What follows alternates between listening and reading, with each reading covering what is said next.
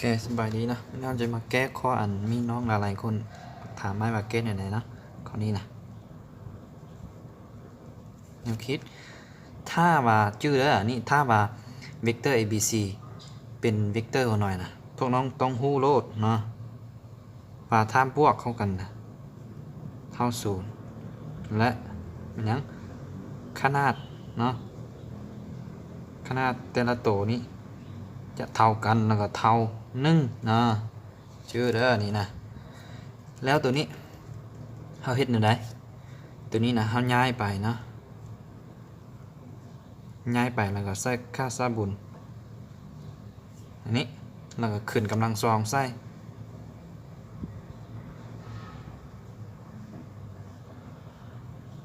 ตัวนี้จะได้อยู่เท่าไหร่ล่ะ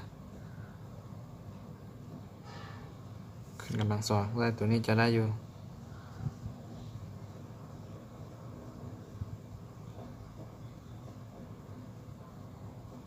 อันนี้เท่าเท่าไหร่นี่ตัวนี้ก็เท่านึงตัวนี้ก็เท่านึงตัวนี้ก็เท่านึงแสดงว่าตัวนี้คัดกับตัวนี้ไปสุดท้ายจะได้1เหมือนบ่1เฮ็ดซะเฮ็ดมันละเอียดซะนี่สุดท้ายครับถอดเอาเท่ากับเท่าไหร่1/2แบบสินี่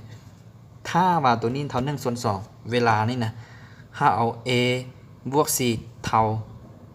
ลบ b เท่าเฮ็ดทำนองแบบ c คือกันจะได้นะจะได้ b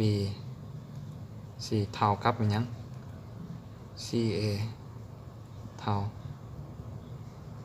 อย่างนี้เพราะฉะนั้นสูตรตัวนี้ตัวข้าเจ้าให้มาตัวข้าเจ้าว่าเท่าไหร่ b ลบ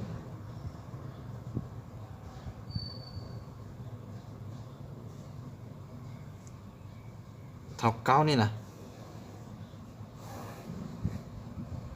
บ่จำเป็นใส่ก็ได้บ่จำเป็นใส่เนาะตัวนี้นะบ่จำเป็นใส่ก็ได้นะเพราะว่าเขาฮู้เบิดละเพราะฉะนั้นเขาไปเดี๋ยวไหนจากนะจากอันตัวนี้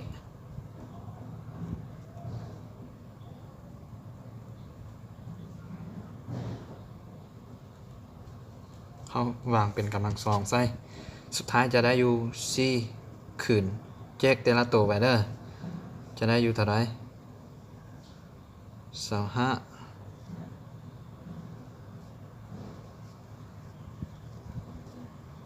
แยกแต่ละตัวไปเด้อเป็นอย่างนั้นจึงบ่แยกเพราะว่าให้ฮู้ละว่ามันสิออกในใดนะ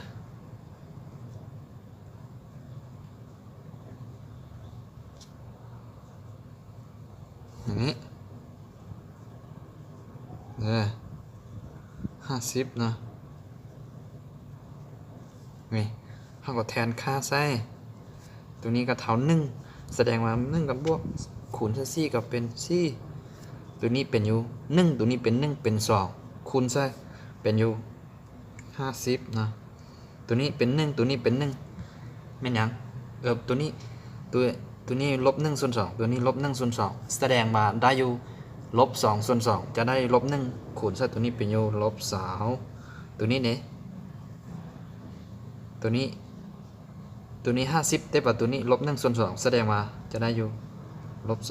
25เป็นอยู่54ลบ45ได้เท่าไหร่9เห็นบ่ถอนตัวนี้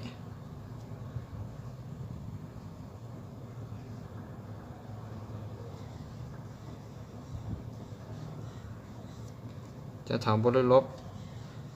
9ถามบริลบ3แต่ว่าตัวนี้นะมันใหญ่กว่า0แล้วนะเพราะว่าค่าซาบุญเด้แสดงว่าดังนั้น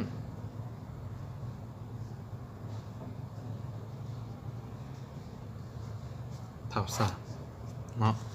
ข้อนี้จบที่เท่านี้